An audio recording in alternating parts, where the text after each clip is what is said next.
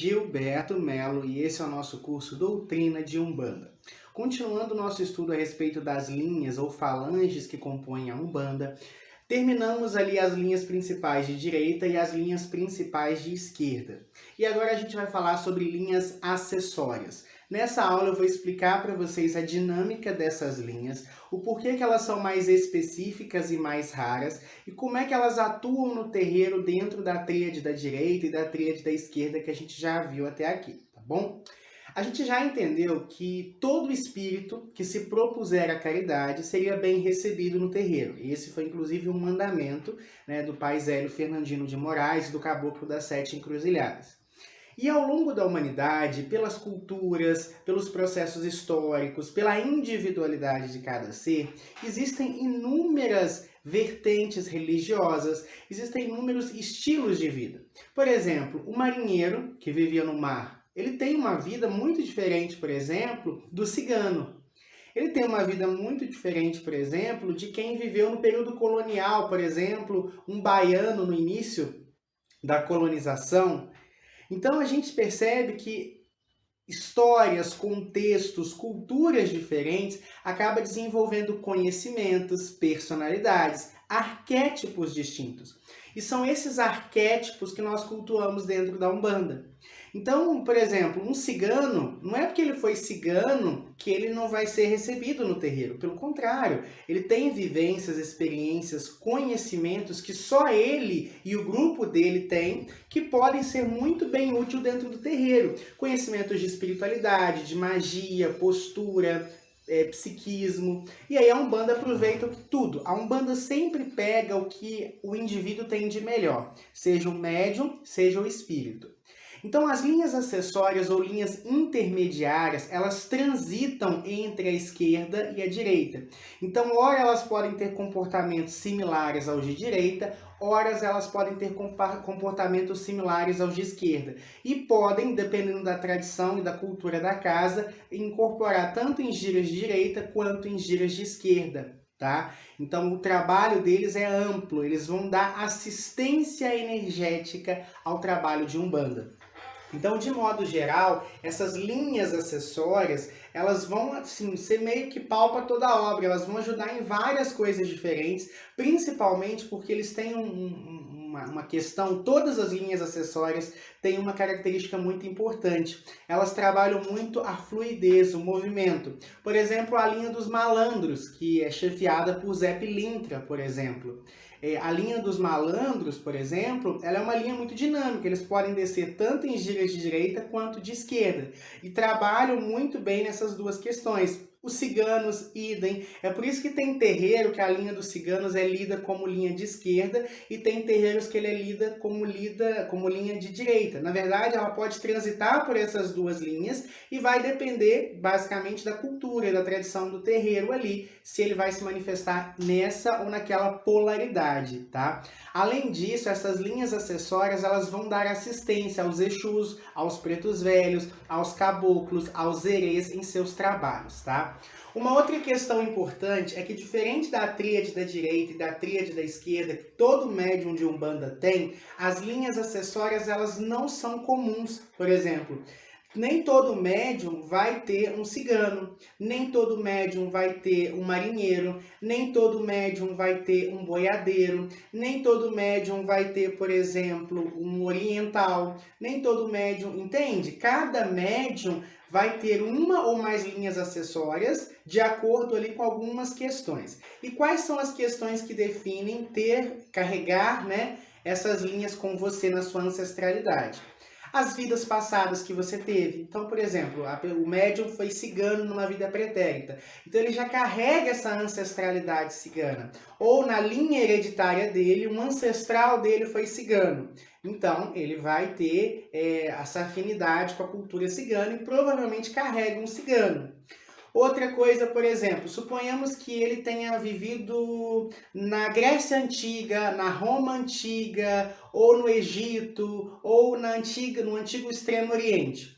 Então ele viveu lá, ele teve experiências lá, ele teve uma vida lá. Então ele tem contato com espíritos daquela vida e ele pode carregar isso através da linha do Oriente.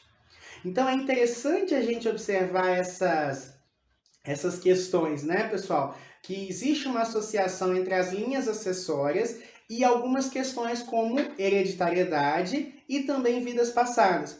Mas não só isso, uma outra questão também que pode definir se você carrega determinada linha é o seu plano encarnatório, a sua missão de vida. Né? Então, por exemplo, suponhamos que você vai ter um contato com uma determinada religião oriental, por exemplo. Né? Nessa vida, entende que essa religiosidade é aquela que mais fará bem para o seu espírito. E aí, no seu processo encarnatório, você já vai carregar esse espírito que vai ser familiarizado a essa cultura. E através disso, ele vai te ajudar nessa missão. Consegue compreender? Então, às vezes, a nossa conexão com certas linhas acessórias se dá também por processos kármicos, ou seja, dívidas pretéritas, ou processos dármicos, processos associados a missões e a propósitos de vida. Então é muito dessa forma, tá? Essas linhas, então, elas não são coletivas. Outra questão, por exemplo, questões de energéticas. Por exemplo, é muito comum filhos de Iemanjá ou filhos de Oxum carregarem a linha das águas consigo, que é a linha que comporta os marinheiros, as sereias, os piratas, né? Então, assim, são linhas voltadas ao povo das águas, por causa dessa questão energética delas. Outros que são, por exemplo, filho de Iansã, filhos de Oxalá, né? Também tem uma associação mais direta com os ciganos, por exemplo. Então também pode ter uma questão energética ali do orixá. E aí tudo vai se casar. Geralmente é alguém que foi cigano numa vida pretérita, que é filho de Iansã ou de Oxalá nessa vida, e aí já tem também essa missão que os ciganos vão poder beneficiar. Tá? Então é muito dentro desse propósito, tá? A espiritualidade, de modo geral, dentro de um contexto geral, ela se dá dessa forma, tudo se casa. E é por isso que nem todo mundo tem cigano, por isso que nem todo mundo tem boiadeiro, por isso que nem todo mundo tem baiano, porque são linhas intermediárias e que só alguns médiums específicos, né, por questões dármicas e tudo que a gente já conversou nessa aula, carregam. Tá? Isso não faz desse médium melhor ou pior, tá? Isso só faz parte da questão individual de cada médium, de cada mediunidade, de cada espiritualidade, tá? Então, o fato de você carregar uma ou mais linhas acessórias não te faz um super médium. Só faz parte da sua particularidade espiritual, da sua particularidade energética, que todo médium tem. Eu sou pai de santo e ao desenvolver os meus filhos eu percebo que cada um tem uma particularidade que faz dele especial. Não existe médium fraco, não existe médium que não tem importância. Todo médium tem uma essência divina, tem uma conexão com uma espiritualidade que é única, tá? E toda egrégora, ou seja, todo grupo de espíritos, né, que acompanham o médium é belíssima e tem ali a sua força, tem ali o seu axé. Então, as linhas acessórias são essas, tá? Elas foram adentrando e ainda estão adentrando na Umbanda ao longo do tempo. Por exemplo, a linha das bruxas, né? É uma linha que até pouco tempo atrás se manifestava predominantemente na linha dos Exus e das Pombagiras, porque ainda não tinha uma linha estruturada. Já conversamos sobre estruturação de linhas em aulas pretéritas. Agora é muito comum em vários terreiros do Brasil elas já descerem com seu arquétipo de bruxas e atuarem na sua própria linha. A própria linha dos ciganos, no princípio, vinha na linha do povo do Oriente e agora, tradicionalmente, já desce na linha dos ciganos. Então, novas linhas se formam, novos mistérios se revelam, né? Novos grupos espirituais aí cada vez mais vão se aproximando do trabalho de Umbanda. Mesmo dentro da linha do Oriente, nós temos subdivisões imensas. O povo do Egito, que vem e traz ali o seu axé. O povo, por exemplo, do Extremo Oriente ali, os samurais, os mestres japoneses. Então, mesmo dentro da linha do Oriente, a gente percebe ali várias subdivisões que no futuro se tornarão linhas particulares, tá? Então é importante a gente ter essas percepções, tá? Existem, por exemplo, dentro da linha dos caboclos, a linha dos xamãs, que descem como caboclos, mas quando a gente vai estudar, já tem ali algumas características que definem os xamãs como uma linha própria. E possivelmente no futuro, ou pode ser que já aconteça em alguns terreiros, exista uma linha só para os xamãs. tá? Então é importante vocês entenderem que as linhas de Umbanda, principalmente as linhas acessórias, elas são fluidas, elas mudam, elas evoluem, novas linhas vão surgindo. É claro que a gente tem que ter sempre um bom senso, né, para não inventar coisas ali do nosso animismo mental, da nossa cabeça. Mas quando se trata de sagrado, existem muitos mais mistérios, né, entre o céu e a terra do que a nossa filosofia pode dizer. E a espiritualidade é a mesma coisa. E aí, Gilberto, como é que eu sei se é marmotagem, como é que eu sei que é espiritual? Pelos frutos. Jesus já falava, pelos frutos conhecereis as árvores. Então, se o resultado do trabalho dessa linha, dessa entidade, funciona, se as coisas estão dando certo, se é um trabalho de luz, se as mensagens que são passadas vêm do alto, vêm da Umbanda, tá bom? Então, pessoal, por hoje é só. Espero que vocês tenham gostado dessa aula. Foi feito com muito carinho para vocês. E a partir da próxima aula, sucintamente, a gente vai passar pelas principais linhas acessórias, tá bom? Muita luz, muita paz, muito equilíbrio e até a próxima aula. Tchau, tchau!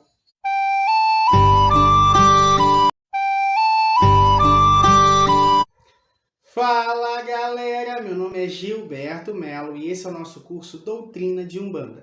Hoje eu estou aqui com a nossa primeira linha acessória, correspondente à linha dos ciganos do astral. O povo cigano é esse povo que eu tenho muita afinidade, inclusive, né? Carrego a minha tsara, ou seja, alguns espíritos dessa egrégora que trabalham no nosso terreiro, em especial o cigano Vladimir, né? Meu mentor também. O cigano Vladimir, né, e toda a egrégora cigana, eles correspondem no plano astral aos ciganos do físico. Mas para a gente poder entender certas linhas, a gente tem que desmistificar algumas questões, tá? Primeiramente, ciganos do astral são arquétipos e espíritos que correspondem no duplo astral, lá no plano espiritual, a algumas questões do plano físico. Então é diferente, tá? Um cigano espiritual e um cigano físico é diferente.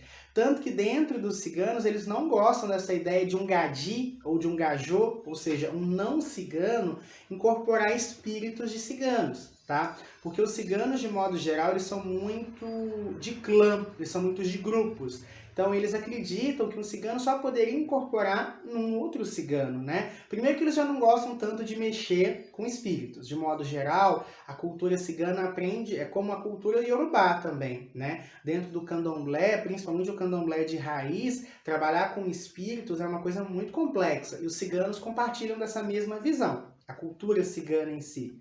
Né? Diferente da Umbanda, que já tem essa bagagem do kardecismo e de outras vertentes, onde o contato com os espíritos se dá de uma maneira mais tranquila, mas algumas vertentes religiosas falam que é extremamente perigoso isso. E os ciganos não gostam muito de trabalhar com espíritos, né? Assim, de modo geral, conscientemente, acreditam que isso pode gerar desequilíbrios, e a ideia de que os ciganos incorporam engadis, para eles, o incomoda um pouco. Então, você tem que entender, senão às vezes você vai todo empolgado e já tem esse choque de realidade.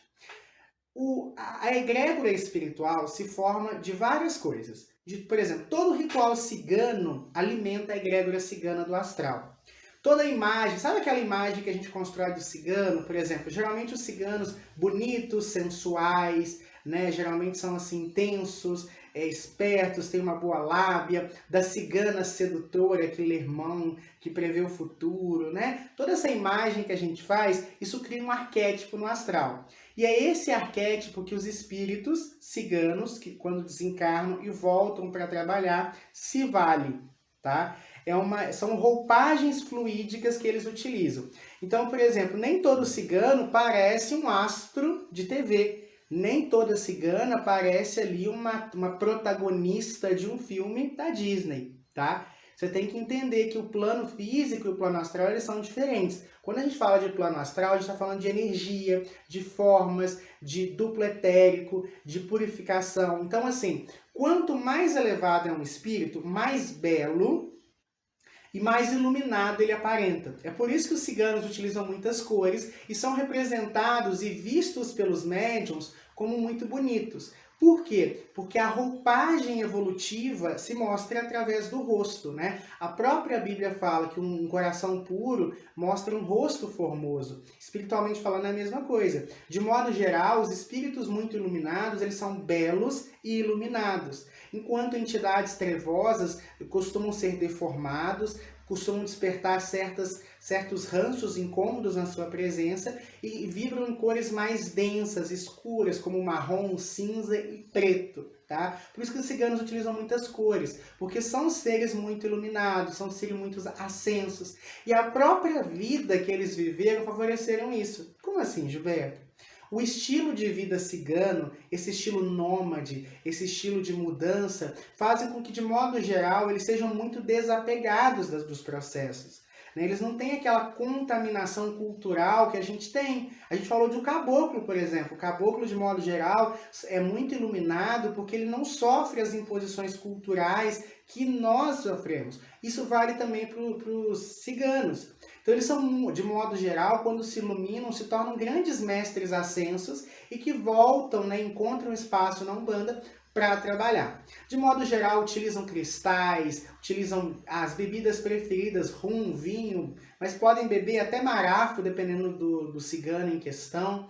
Cada cigano tem sua particularidade, vai trabalhar com cores específicas. Por exemplo, o cigano Vladimir, ele preferencialmente trabalha com dourado e vermelho. Ao mesmo tempo, você tem a cigana esmeralda, que trabalha muito com a cor verde. Isso pode variar de cigano para cigano, de linha para linha, Eles utilizam muitos conhecimentos de cromoterapia, cristais, ervas, magias e encantos muito pessoais, tá? Então é muito lindo o trabalho deles. É um trabalho que utiliza muito fogo. Sempre que um cigano se manifesta em terra, o fogo se faz presente, seja na vela, seja no incenso, seja ali na própria fogueira que ele invoca. Tem muita música, tem muita dança, tem muito movimento. É uma energia que trabalha muito com movimento, ajuda muito em questões predominantemente de prosperidade e amor. E também, os ciganos, homens, eles podem trabalhar também vencendo demanda e abrindo caminhos de modo geral. São excepcionais conselheiros e, como a gente viu, nem todo médium carrega um cigano. Geralmente só aqueles que têm uma afinidade de vidas pretéritas, ancestralidade ou missão com essa linha. Gilberto, mas como é que eu sei se eu vou ter um cigano? Só o desenvolvimento espiritual dentro de uma casa séria, ou com um sacerdote, com alguém que esteja ali visualizando os seus processos. Eu tenho uma percepção sobre o desenvolvimento à distância que eu já compartilhei com vocês ao longo do tempo. Porém, de modo geral, eu, por exemplo, leciono cursos de baralho cigano, cursos de magia cigana. Então eu percebo que quem tem aquele chamado pelo cigano, pela magia cigana, pelo baralho cigano, de modo geral já carrega um cigano na sua ancestralidade. E esse chamado já se manifesta por essa aproximação.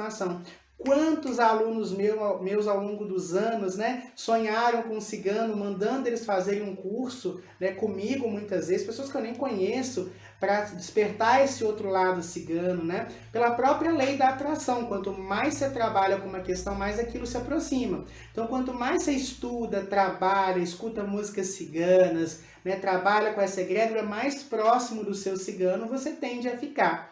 Então é uma das egrégoras mais lindas que existem, são muito rígidos, não gostam de mentira, não gostam de falsidade, tá? São muito sérios no trabalho deles, então é muito importante que ao se dirigir a um cigano, você dirija-se com muito respeito, com muita reverência. E assim, você quer saber se o cigano gostou de você? Se ele brincar com você, aí você pode relaxar, é sinal que ele gostou. Agora, nunca faça uma brincadeira direta, deixa partir dele. Porque o cigano, se ele tem alguma questão energética com alguém, ele não destrata nem nada, mas ele distancia-se daquela pessoa. Então é muito importante você ter essa dimensão, sabe? Que os ciganos, assim, um sinal de que ele gostou de você são as suas brincadeiras, tá? Se ele brincou com você, fez uma piada, pode abaixar os ombros, relaxar. Eles gostam muito de cores dourado, cores vivas, cores fortes, gostam muito de música, Eles gostam muito assim de viver a vida. Eles trabalham muito em nós a prosperidade, mas a verdadeira prosperidade. Não é aquela prosperidade de acumular. O cigano, de modo geral, ele é avesso à ideia do acúmulo. Mas a prosperidade cigana é aquela onde tudo que você deseja, tudo vai fluindo no seu dia a dia de uma maneira bem natural, tá bom? Sua saudação é Optcha. Pode se manifestar qualquer dia da semana, pode ser cultuado qualquer dia da semana. É claro que algum cigano específico, por alguma afinidade com o orixá, pode preferir algum dia, mas a linha pode ser cultuada qualquer dia da semana, manifesta-se tanto na direita quanto na esquerda, tem uma manipulação energética incrível e geralmente suas oferendas incluem tecidos, velas coloridas, vinho, frutas, geralmente a gente oferenda muitas frutas para o povo cigano, moedas, incensos e fogo em qualquer aspecto, vela, incenso e também a própria fogueira acesa, tá bom? Santa Sara Kali é a santa padroeira da linha, sincretizada com Inhansã na sua face Egunitá, que é Inhansã do fogo, tá? Então, geralmente eles trabalham muito esse aspecto ígneo e também trabalham muito com essa saudação. Sua saudação é Opcha, tá? E geralmente, assim, são muito tranquilos de trabalhar. Quem tem o seu cigano, aproveita, escuta o que eles te falam, manipula bem essa energia que ela vai te ajudar. Quem não sabe ou ainda não teve a oportunidade, busque um centro, um terreiro, um espaço legal onde você pode conhecer e conversar um pouco com essa linhagem, que eu tenho certeza que vai ser muito bom para vocês, tá bom? Pessoal, por hoje é só. Falei muita coisa sobre essa linha, espero que vocês tenham gostado. Muita luz, muita paz, muito equilíbrio e eu vejo vocês na próxima aula. Tchau, tchau!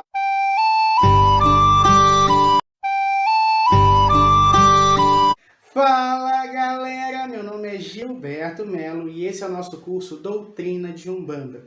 Continuando as nossas linhas acessórias, hoje eu quero destacar para vocês a linha do Oriente, né, que é uma das linhas também mais tradicionais e que durante muito tempo abarcou várias linhas que com o tempo se tornaram linhas à parte. Por exemplo, a linha dos ciganos, que a gente já visualizou na última aula, durante muito tempo e ainda hoje em alguns terreiros é cultuado dentro da linha do Oriente. A linha do Oriente, basicamente, ela vai se comportar toda e qualquer entidade que venha do Oriente, e aí para nós, o Egito que está na África é considerado Oriente.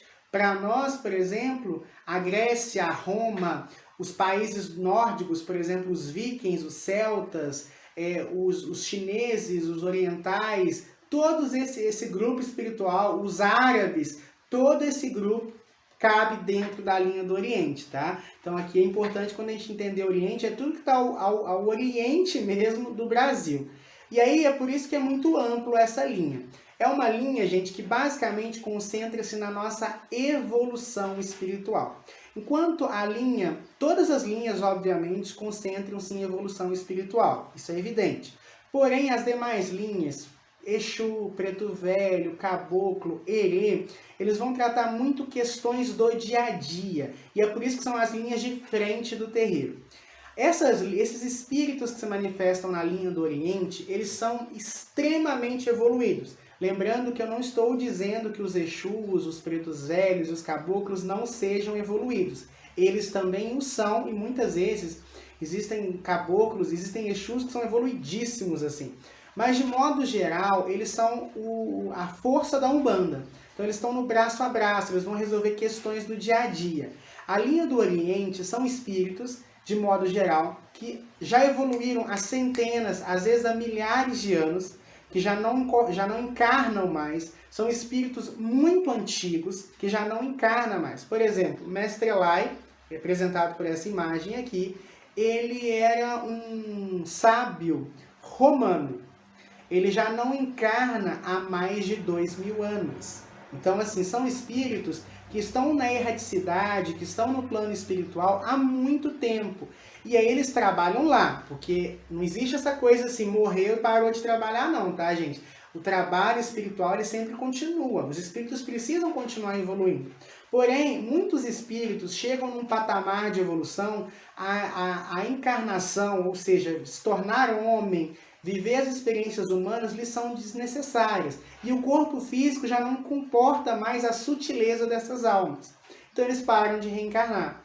E eles encontraram, é claro que ao longo do tempo tiveram várias vertentes religiosas que deram essa oportunidade, mas agora, mais recentemente no Brasil, a Umbanda é uma religião que permite que esses espíritos, que já não têm mais contato direto com o plano espiritual, possam continuar o seu trabalho. Tá? Então, a linha do Oriente como um todo, elas são feitas por espíritos de extrema evolução espiritual, tá? São muito evoluídos, são muito sábios, tá? E aí eles se encontram na Umbanda essa oportunidade. E é por isso que, de modo geral, o trabalho deles é mais raro e muito focado no crescimento pessoal, na autoanálise, no desenvolvimento espiritual. Até porque os espíritos que compõem pode ser um samurai, pode ser um egípcio, pode ser um romano, pode ser um celta, né? De modo geral, eles alcançaram a evolução. Então eles vão te ajudar em quê? A evoluir. E evoluir de verdade, tá? Evoluir, porque muitas vezes a gente fica na nossa falsa evolução, naquela evolução pequena, naquela evolução assim. Não, esses espíritos muitas vezes eles vêm e o seu discurso, a sua fala, os seus trabalhos quebram até uma imagem de santidade que nós fazíamos de nós mesmos.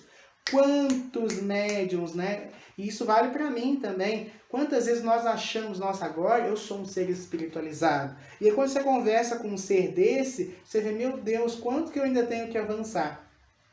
De modo geral, cada oriental, né, dessa linha vai trabalhar de um jeito. Tem uns que trabalham com nada, sabe? Só com a palavra. Outros trabalham com música, outros trabalham com aromaterapia, cromoterapia, cristais. Outros trabalham com chás, outros trabalham com passes e curas. Outros trabalham só com a sua presença, com a sua luz.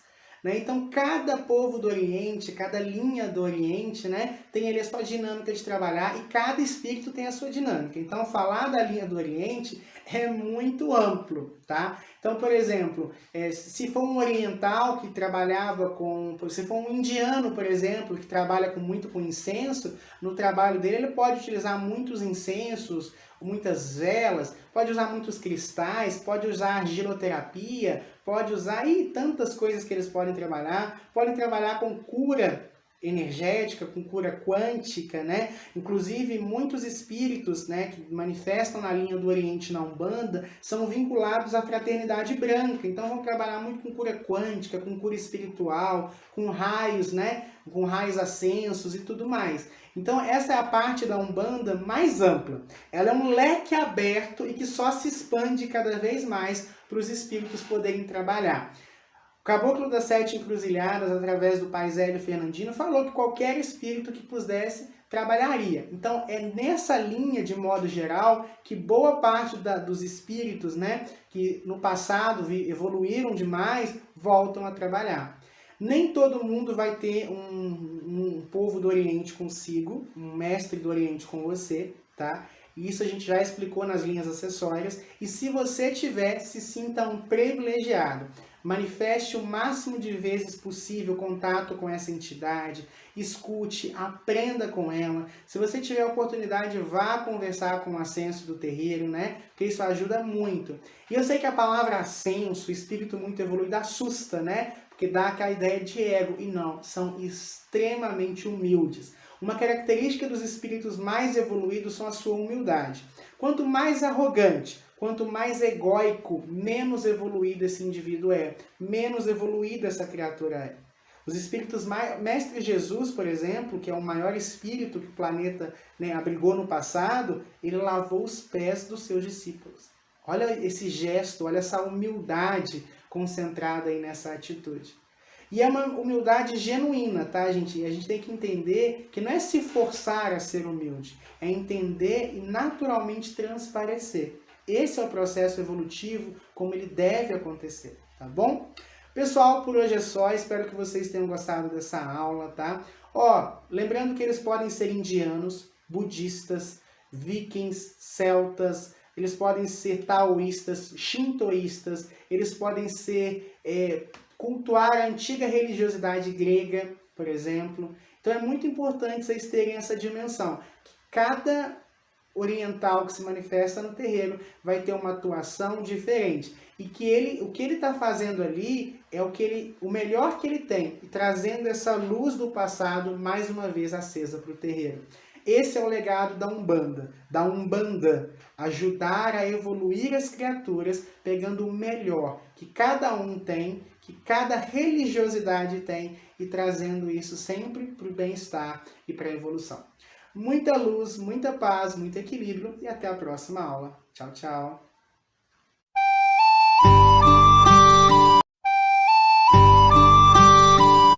Fala, galera! meu nome é Gilberto Melo e esse é o nosso curso Doutrina de Umbanda. Hoje eu estou aqui para falar sobre mais uma linha acessória. Hoje eu quero falar para vocês sobre a linha das águas, o povo das águas, os encantados de Iemanjá, Oxum, Oiá, Nanã. E aí, quando a gente fala de linha das águas, a gente na verdade está falando sobre todas essas iabás, sobre todas essas orixás da água, né? E aí, não necessariamente todos os espíritos da linha das águas serão encantados. O que são espíritos encantados? Seres não humanos, por exemplo, dríades, sereias, fadas, né? Seriam aqueles seres que nunca estagiaram no campo humano. A gente vai conversar sobre isso no futuro. Existem espíritos humanos, como eu e você que está me assistindo. Existem espíritos que não transitaram ainda ou não vão transitar por esse estágio de evolução. O mundo, né, Jesus falava, existem muitas moradas, né, na casa de meu pai. Então existem seres que evoluem no plano das águas, por exemplo. Existem seres que evoluem nos reinos do ar, seriam as fadas, os silfos. Existem seres que transitam no campo vegetal, as dríades, amadríades e por aí vai. De modo geral, né, a linha das águas seriam aqueles seres que pela sua vida, então pode ser, por exemplo, o marinheiro ou o pirata, né, espíritos humanos, que viveram tanto tempo sobre o mar, aprenderam muita coisa nesses lugares, né, tiveram uma vida muito intensa e sempre com esse magnetismo das águas sobre eles, quando se desencarnam, ficam, né, em regiões próximas aos domínios de Iemanjá, continuam sofrendo esse magnetismo mesmo no pós-vida e se manifestam no terreiro na linha das águas, né, vem na linha de Iemanjá. Como também as sereias, por exemplo, ou encantadas, por exemplo, Mariazinha da Praia, pode ser um herê encantado, que também estagiaram nesse magnetismo das águas, sejam as águas de Oxum, de Nanã ou de Iemanjá, e aí manifestam-se no terreiro, trazendo ali o seu magnetismo de purificação, de limpeza, né, de harmonização mental. De modo geral, por exemplo, o marinheiro, quando ele vem, muitas pessoas falam que ele vem embriagado. Não, ele vem no magnetismo de Iemanjá. Claro que às vezes ele trabalha com marafo, né, para descarregar o médium, para descarregar o ambiente. Geralmente a linha das águas vai se manifestar depois de algum transporte, de alguma demanda pesada que o terreiro sofreu, ou depois, por exemplo, de algum trabalho onde foi desfeito magias negativas. Porque quando se desfaz magias negativas, ou quando tem um transporte, ou quando tem energias densas no espaço, o magnetismo de Iemanjá, o magnetismo das águas, ele vem para levar esses resíduos deletérios embora. Então a linha das águas é invocada nesse momento, sabe? Para tirar essas energias, né? E aí vem o marinheiro com seu balançar, né? Que lembra sempre a proa do navio. Pode ser o pirata. Geralmente o pirata ele é mais... Lembra que a gente falou que as linhas acessórias elas podem transitar. Mas geralmente o marinheiro é mais inclinado à direita, né? E o pirata ele é mais inclinado à esquerda, mas eles podem transitar entre essas linhas, tá? É importante entender, ele tem uma inclinação, mas ele pode transitar também tranquilamente. As sereias, de modo geral, elas podem vir sempre dançando, elas não sentam, ou assim, elas não falam, elas cantam como as sereias, elas podem vir dançando ou no chão ali, trabalhando a sua água, né? Onde os pés do médium acabam muitas vezes simulando o movimento de uma cauda de sereia, tá? Então isso é a manifestação. Geralmente nas giras de Iemanjá, que acontecem sempre no dia 2 de fevereiro, né, essa energia é mais trabalhada, mas eles trabalham o ano inteiro dentro dos terreiros, tá bom? Então a linha das águas ela tem esse efeito de purificação.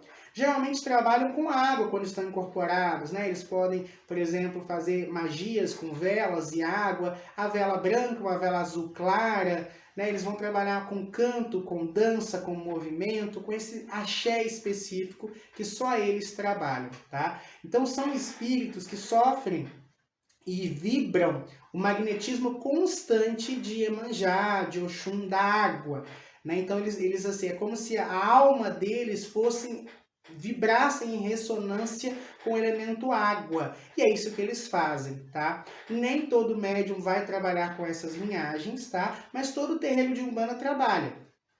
Então, assim, muitos terreiros às vezes não trabalham com essas linhagens incorporadas, mas elas prestam serviços do astral, né? E aí você vai ter N nomes de entidades, desde marinheiro, João Pescador, pirata, aí Barba Negra, Barba Branca, nossa, sereias, ondinas, nossa, N caboclos d'água, né? Várias aí versões diferentes, isso pode variar de médium para médium. Geralmente quem é de Iemanjá, né, ou de Oxum, carrega na sua ancestralidade, no seu grupo espiritual, os elementais da água, que correspondem ali a esses grupos que a gente já conversou. Sua saudação é Odoia o povo das águas, ou salve os marinheiros, salve o povo das águas, né? Dependendo da linhagem que você está saudando. Seu dia é no sábado, tá? Geralmente é cultuado ao sábado. E suas oferendas geralmente são feitas na água, no mar, na cachoeira, num rio ou num lago, dependendo da natureza da entidade que está sendo trabalhada ali, tá bom? Muita luz, muita paz, muito equilíbrio e eu vejo vocês na próxima aula. Tchau, tchau!